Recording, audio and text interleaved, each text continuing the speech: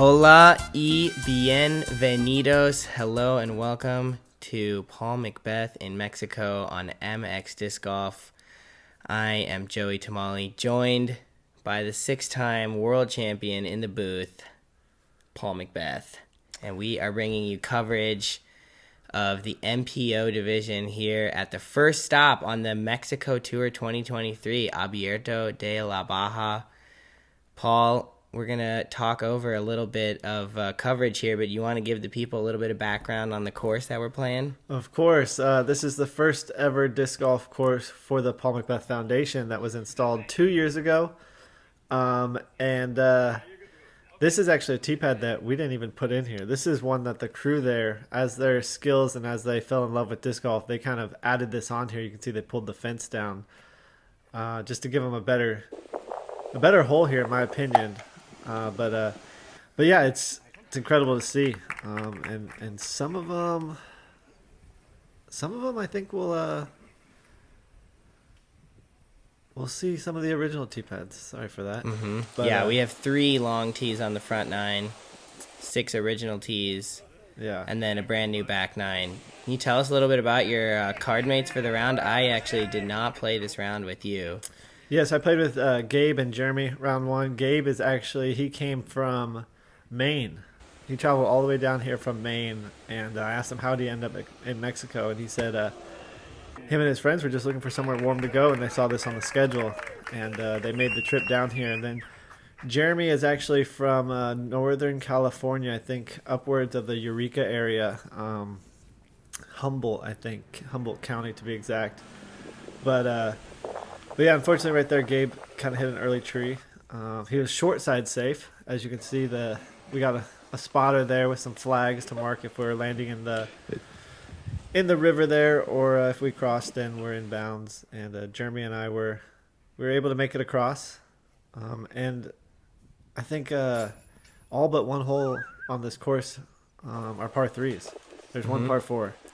And a lot of the holes out here feature this riverbed, which you can see here in the background, which is playing as a hazard for all of the first 3 holes.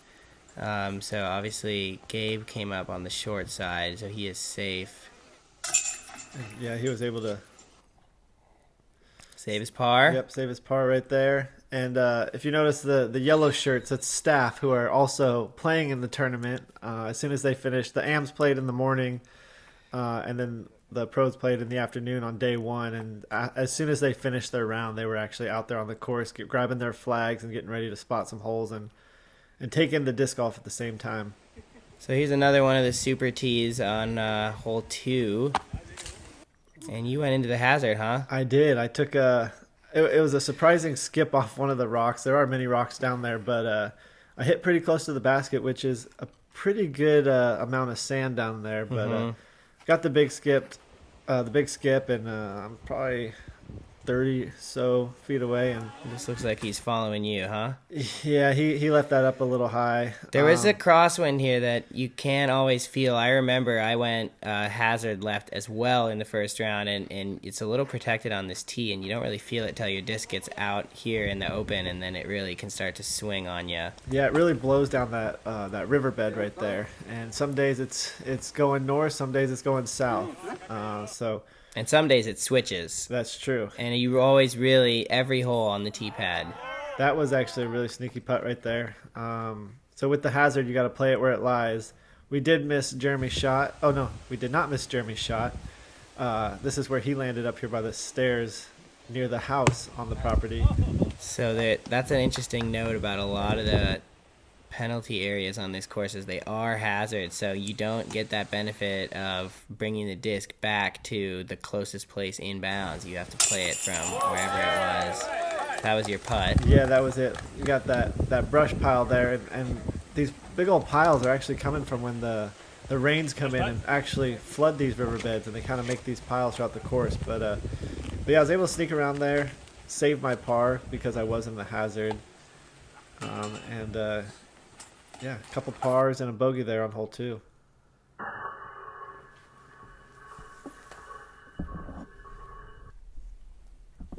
right, Hole 3, we got a lot of trickiness at the green. Another one of these protected tees, so you can't feel the wind. That's the trickiest thing, in my opinion, about this hole. What seems like a simple little hyzer is all about wind judgment. What's your game plan here? You got the Malta? I think I went with the zone on this shot and just gave it a little too much juice. Seeing how it kind of blew on hole 2, I thought it was going to slow it down a little bit, but I gave it a little bit too much, and luckily stayed inbounds, but did fall down that hill quite a ways. And Gabe flipped his over, but he actually got the nose up, so was able to stall pretty close. I mean, get a putt. Yeah, for sure. Definitely the mistake here is flipping your disc up, going too straight. That is where the penalty areas come into play. And one thing, sorry to cut you off there, one thing we might reference here is Circle 1 and Circle 2 coming off the Pro Tour, which you might not be familiar with, but Circle 1 is about 33 feet from the basket, which that is clearly in Circle 1 right there, and Circle 2 is between 33 feet to 66 feet, just as a general reference. Speaking of, here you are. You can't even see me back there. Oh my God. I almost did make that one. That one was... Could you see the basket? No, I couldn't even see the flag, but I knew if I looked at the rock right there to go just over that corner, I looked at it on my way down, and I knew if I wanted to make it, I had to almost nick that rock to get it to skip in there, but as you saw, just off the band, and a solid putt right there from Gabe. Mm-hmm. It's pretty easy to see on camera to sit here and watch these guys walk around this course. It is a whole nother thing to actually do it. This is not your stroll in the park out here. What I love about these too is they're not jagged edge rocks. They're all smooth because there has been so much water that has come through this area that's kind of rounded them a little bit, and it just they're actually really fun to walk around on and move between. But they are big boulders. Like that's about an 8-foot boulder right there left of the basket. Mm-hmm. Yeah, that it really feels like a jungle gym out there on some of the holes, and we haven't even gotten into mentioning the plant life that exists out on this course. And here we are, hole 4. This is a pretty sitting basket. And a pretty looking shot. Oh, my. We heard this one over from hole 2. As soon as Gabe let that go, I was like, go in. And look at this catch. Wow, I think beautiful toss. I think he said MD3 or MD4 is okay. what that's that red disc he was throwing around most of the day, but tough to kind of follow that one up. Yeah, this is a tricky little hole too. The theme I would say out on this course is short technical holes. You really have to pick the right side of the greens to land on, and if you don't, you're going to be left with stuff like that. Stuff like that, exactly. And you'll see as we go throughout the course, you don't get a fight through these trees or these bushes or these cactuses too well. Usually when they hit them, they kind of stop right there in their tracks. So you really do, like when Joey said, it's technical. It doesn't look like it, but if you're having to hit a gap, you have to hit the gap or it's stopping right there. Yeah, in this particular hole, the basket kind of sits right on the edge of a small cliff, and you really want to make that mistake right so that you're not looking up at the basket. But if you go too right, then you have your nice classic 25-foot death putt that nobody wants. Yep. And then as you saw, I went off the band right there. You can see the tailwind, just never got the drop. And Jeremy had a long look, but he was able to sink that par save, and there you go. There's the one. I think that is an MD3. Great shot by Gabe. And yeah, we heard that one. I was on hole 2 at the moment, and we heard the cheer and looked over, and there it was. So yep. That's pretty cool. Probably his first ace in Mexico. Yep. And you going with the same disc, trying to go back to back. And it wasn't too far off. He'll he have had to the settle height for the park job. And you'll see this disc here a lot. It's a 6-time zone. I thought it was just basically the perfect. There you go. That's when you hit these trees or these bushes, they kind of just stick where they are.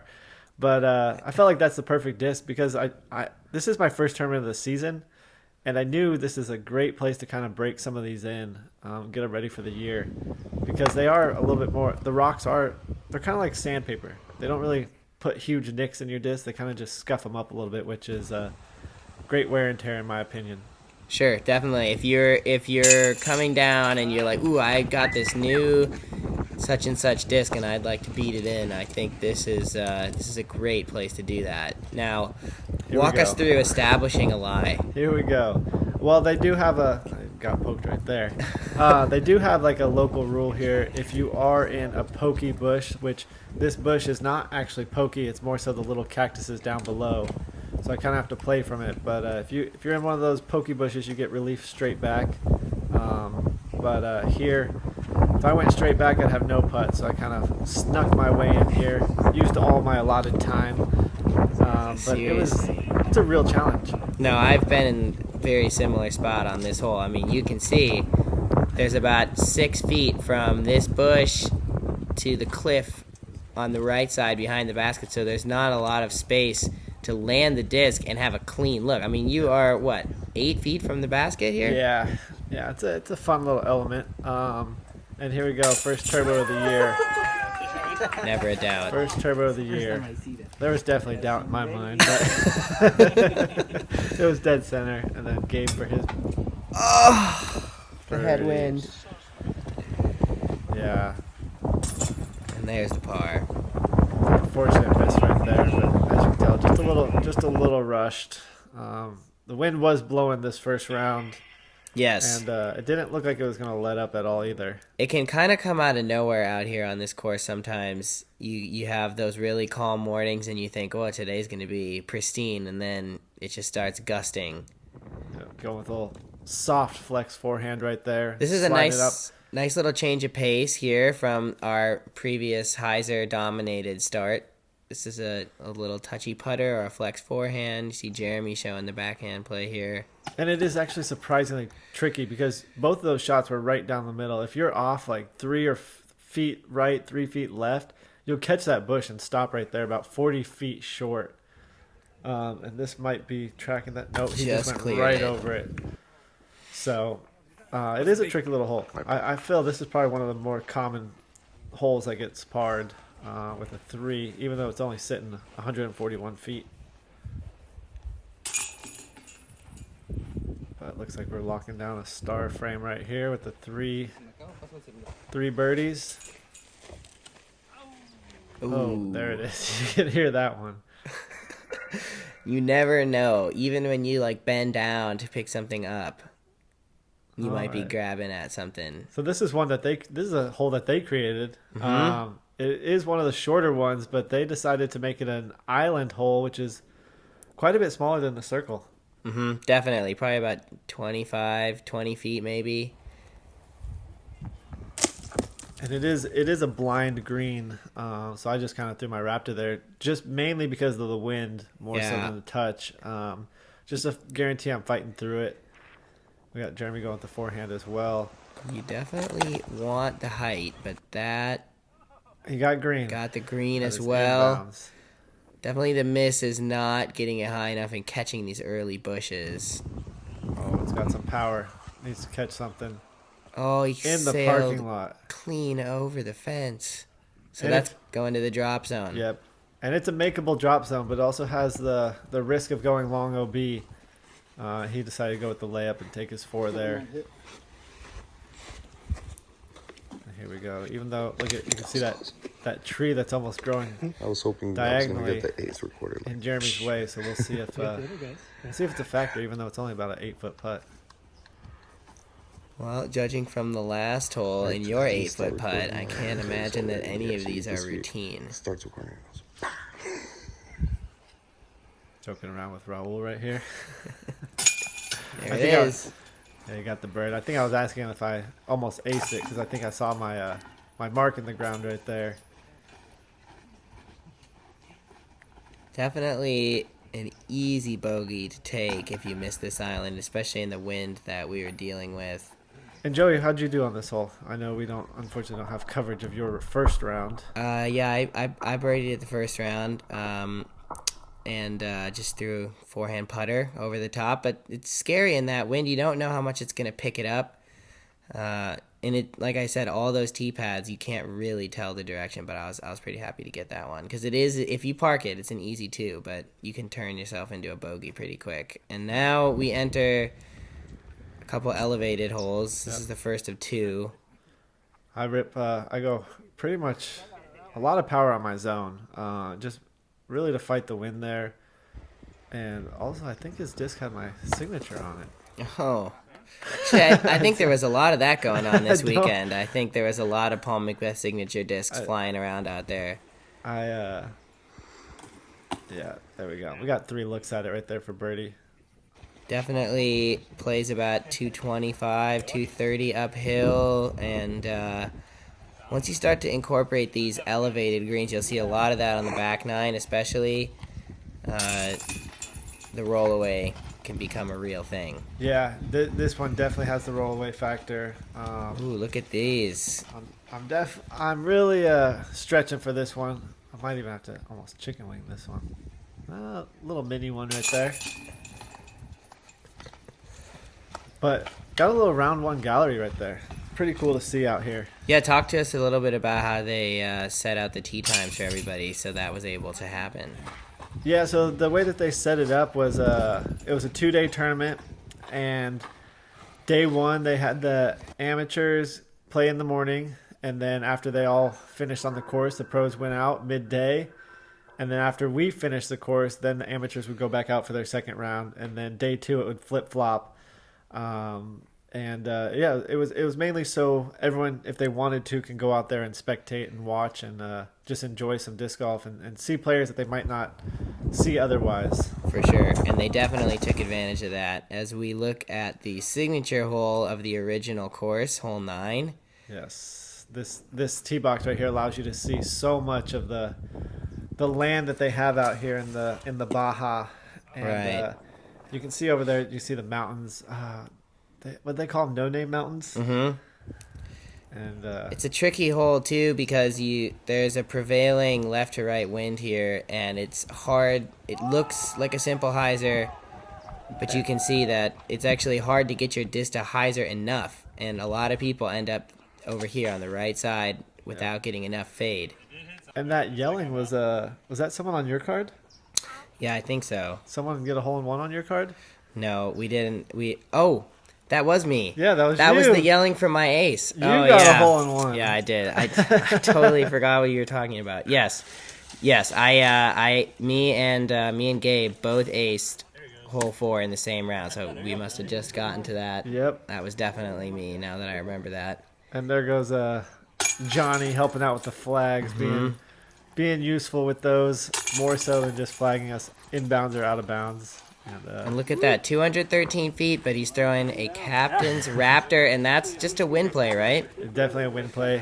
During practice, every time I threw a mid or a zone, it was kind of getting pushed around a little bit coming from the elevated tee box. So Captain Raptor kind of just got to the ground really quick for me and easy, and I feel like I didn't have to think too much about it. I definitely was having my issues on that hole until I started doing the Paul McBeth copycat driver play. It worked out. So through 9 holes, we got a tight scorecard, 6 under, 6 under, 4 under, and you're looking like you're ready to keep that moving in the right direction. This is the first hole here on this beautiful back 9 that was installed about a year after the front. Yep. What would you say are the main differences? So we came a year later because when we installed the course, we had no clue how they were going to take to it. They never heard of disc golf, and they fell in love with it just like so many of us. And they actually went to some tournaments, I think in Guadalajara and some other parts of Mexico, and they saw what those courses were like. So they requested that we design their back 9 a lot more challenging than their front. So I think we did that, and I think it accomplished that because as you will see here shortly, it's no joke back there. Mm-hmm. It is not easy. The trees are larger, the lines are a little tighter. There is, except for this hole, there is an option to do over the top on just about every shot, but the wind is super confusing. This hole, however, stands alone as one of those forced gut shots. Yep. Triple Mando, uphill, low ceiling, and you've got hazard about 15, 20 feet deep of the basket. Very technical, as you see Jeremy hits the Mando. Yeah. He did, in fact, miss the Mando there. And then this is that hazard that we're talking about. Yeah. So he'll have to play it from there. He's barbed wire. I think the barbed wire here gives you 2 meters. So he will have a look. Oh, and almost got that from the drop zone.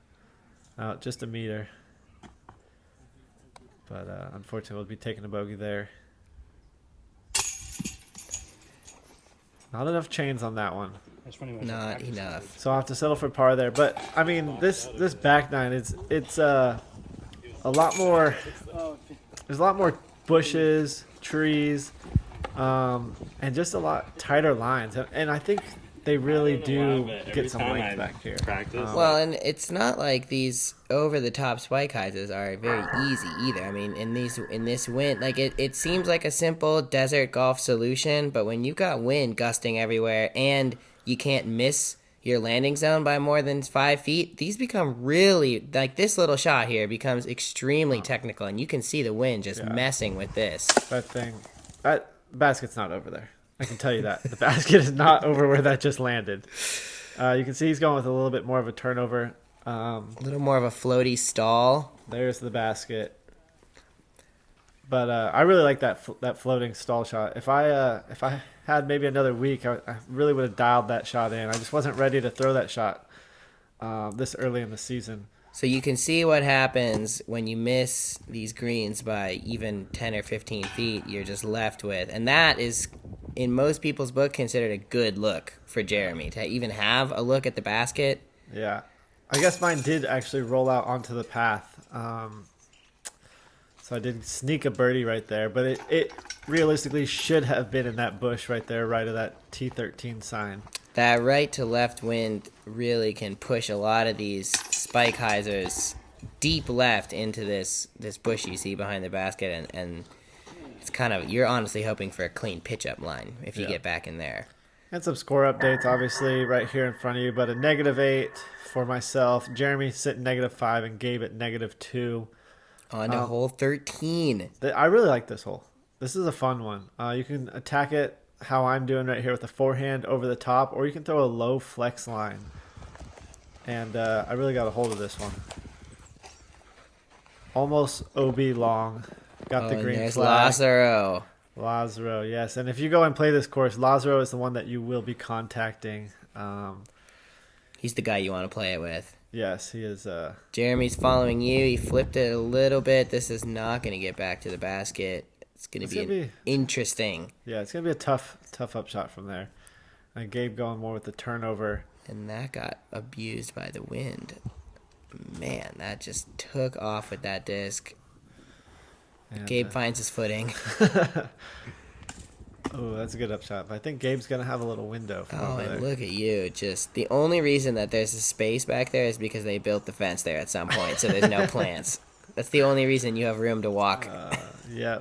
And it doesn't look like much, but I can tell you every one of those has thorns. So yeah.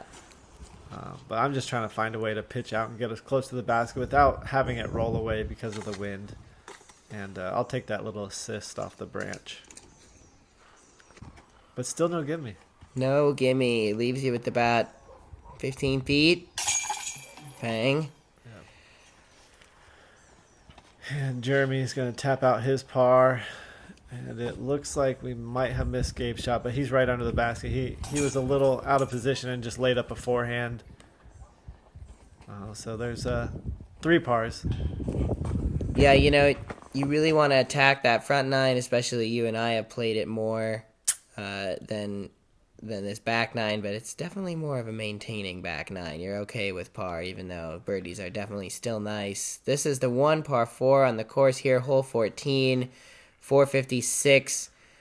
It's kind of, if you're going to attack for eagle, which obviously you're doing, it looks like Jeremy's going to try, you want to throw just to the left of this lone cactus that you see, and then you need a lot of turn in order to not end up here on the left side, which, like we've been saying, can be very hard to scramble out of. Yeah, it is reachable, but with all the OB, if you overturn it, you're going to the drop zone, which is technically it is reachable from the drop zone, but it is not an easy line to throw. Very blind. And you get 2 landing zones, and as you can see, Jeremy kind of got stuck between the 2. He's having to pitch to the second landing zone. Thumber. Yeah, I kind of got pinched over here. I didn't get it turned over. That tailwind kind of made it overstable, but I saw a little window up here that I can flick one out. And wow, where'd you put it? a little bit deep of the basket. They can't believe it. The spotters can't believe it. The wind pushed it a little bit long, but I should have a look somewhere. And Jeremy just tossing it up there, trying to save his par. A well-executed power shot from a high-level player can give you a look at an eagle, but man, you're honestly even happy with the 4 sometimes after a bad drive. Definitely, there's no easy gap, Oof. as you can see. That just looks almost impassable through some of that stuff. Okay. Wow, that was a sweet thumber, huh? Yeah, thumber worked out. I couldn't tell if it caught those branches or not and stopped right there, but I'm happy with the result. Sure. Definitely a good feeling 3 to get, especially for the guys who can get near the green in one drive. If you get open approach, you're pretty happy about that. And Jeremy, you're sitting at a 5 down right now. That's a solid score through here so far. Especially, we got this hole 15 coming up right now. As you saw on that map, there's no real safe spot to land unless you're trying to put it in the circle here on this one, and you don't have much room to the right either. And then you got this nice Big, right to left that everybody loves. Big right to left. I just let that get caught up in the wind. I'm pretty much in a layup only zone. 3 is quite nice on this hole. I was just becoming so friendly with the OB deep on this one. That's about 25 feet long of the basket. There's weird little section of hazard that kind of has a little finger of hazard that gets really near the basket, and so you definitely want to get the distance without overshooting this one. That one's pushing the OB line on the left side, and you saw Jeremy push his way right. It's all safe over there, but it is a challenging upshot because you don't have anywhere short to land the disc. You have to kind of push the basket to keep it in bounds. So we'll see. Oh, there's his upshot right there, as you can see. Beautiful. That was textbook for sure. And then we've been seeing this a little bit today, huh? Oh yeah, in all the bushes. You can see the basket right there ahead of me, elevated. And can you describe the pictures that they painted on there? Yeah, there's some ancient regional drawings that are super old. They're pretty popular in the region, and they use it on a bunch of the buildings and the murals, and it's just kind of like old dwellers drawings, and they did a sort of a similar mock-up here you can see on the elevated basket, but they added in some discs. So pretty cool to see some of that regional artwork make it on a basket. And it's cool to see an elevated basket out here. Honestly, I didn't expect that. I mean, it looks like they molded that by hand, the steps and everything out of cement. Yep. And I love that they put the elevated basket element on this course. But that is a scary putt. Jeremy might not be too happy that they did that. Putting straight at the hazard. And look at his hands are up because the wind stopped. Look at that flag's not moving. Mm-hmm. But pretty much all day that was probably a headwind. You just jamming it in there. Yeah, I'm happy with taking my 3 here. It's just such a small green to land on. Unfortunate 4 for Jeremy and Gabe here. Tapping out for his 3, I believe. Mm-hmm. So good 3 for Jeremy. Oh no, that was a 4. Oh, sorry, no, that was the hole before. My bad. I did kind of get lucky there, huh? Yeah. And here we go on to hole 16. The last 3 holes here are all hyzer dominant plays. This first one, you've got hazard on the right side. The miss is definitely left if you're going to make it, but this is one where you really want to put it inside 20 feet. And if you don't, you're taking a 3. Yeah, I do want to point out too, if you look at our feet there and see the tee pad, the 2 different colors from the sand to the mixture that they made these tee pads out of. They didn't necessarily do like a concrete mix, but they used a different sand to where when it's wet, it can get really hard packed and almost feel like a tee pad. So you don't feel like you're throwing out a sand at all. So it's really cool to see that, and it really lets you plant, which is nice, especially on some of these power holes right here. And Gabe flipped his over into the headwind a little bit. That's going to be flirting. Oh, it is in the hazard. It is, yes, and it's not in an easy spot either. All right, and he's up again. All right, so he's got about 20 feet left. Jeremy, even though you're that close, it's so hard. He looks like he got something in his hand, too, after the putt. Do you have anything? I do have a slight window. And it's kind of just one of the ones where you just have a small window. You just want to power it right through and hope the basket gets in the way. It did. Yeah, the wrong part of it, though. Mm. The wrong part of it. But, yeah, tough hole for Gabe right here. And, yeah, the common theme, as you said, close but just in the bushes. Close but tough stances. That's always what I tell people when they ask about this specific course. I'm just saying, man, you can put it close, but you have to get comfortable with your straddle putts out here, and just any type of non-traditional putt. Yeah, and a unique thing is, too, these have, like, enough room around every single basket, but it's only like a fourth of the basket is open, or like a fifth or something like that, to where there is like the circle length, but you have to be landing on the right side of the basket or you're going to be looking at a tough putt. Hole 17, par 3, another like little fairway shot hyzer. This hole, basket's up on the side of the hill, which is the first one of those we've had since hole 9. Crushed it. Little deep there. Definitely want to just swing something in, and then my play is to try to miss a little bit high left to have like a straight downhill putt at it. Yep. And really don't want to come up short. And this one has like the open side of the green is the short or the low right side, and the high, the top side of the basket. If you're short distance wise or you're long, you're going to be looking at stuff like this right here. Wow, and did he almost make that? He almost did make that. He got metal on that. What? But here's the pocket for the looking right here. Yeah, this is where this camera guy's standing. Even though they might be in hazard, this is where you want to be looking at the basket from. It's all about picking sides of the green. Yeah, and as you can see, so what's funny is I actually walked up to where my disc was, but by the time after Gabe threw in all that, it had fallen down and slid down the hill back almost out of the picture right here. But no one saw it, so I wasn't going to make the argument of like, hey guys, it was up here and it slid down. No PDGA rules official to call on the phone here. No, so I went from the front of the bush to the back of the bush, and that's like going from a birdie putt to this. Oh, still almost was able to sneak it in though. Yeah. Fortunate miss right here on 17. So that is definitely the risk though when I remember telling myself like if anything just be long left, like go high up on that hill, take the downhill putt, because I remember watching people go in that bush short and just feeling like, man, I'm glad I'm not in that situation right now. Yeah, you don't get many holes in it, but going into the final hole of the round, 9 under for you, which honestly is a pretty solid score out here.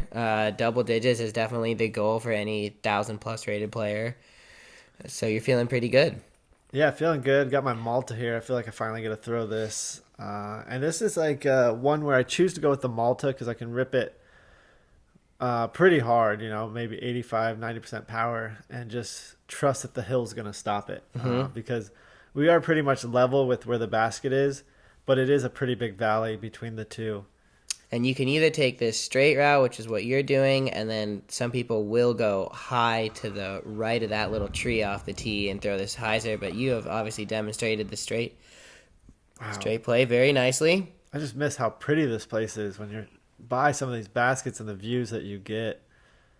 But yeah, Jeremy going a little bit high left, which close to the basket, but as you saw his face, it's going to be a tricky putt. Sometimes, too, when you're crashing into these hillsides with the wind, some of the bounces that you can get. I had some, 20 or 30-foot bounces backwards off of rocks where I was like, oh, my God, I just crushed past it. And then it would hit a rock and just kind of, tumble down the hill. Here we go. Getting some of that gallery. This was our only round of the day. We played the second two Oh rounds man, on Saturday. that's a scary putt. If it weren't for that flag, that thing was in the hazard. And a great putt by you. So we get to 10 down. Joey, what'd you shoot round one? I shot 9 under the first round. 9 under. Okay, finishing up. But there's almost a guarantee if you come out here and play this course that you're gonna have a beautiful day like this one. Very unique, very fun. Great first round of coverage here from the 2023 Abierto de la Baja. We got some good action. We got some straddle putts. We got some good shots. Very beautiful course. Want to thank you guys all so much for watching and tuning in. We got rounds 2 and 3 on the way, so stay tuned for those. Don't forget to like and subscribe. And obviously, we want to give a huge thank you to Dynamic Discs and the Paul McBeth Foundation for supporting this project and making this tournament possible.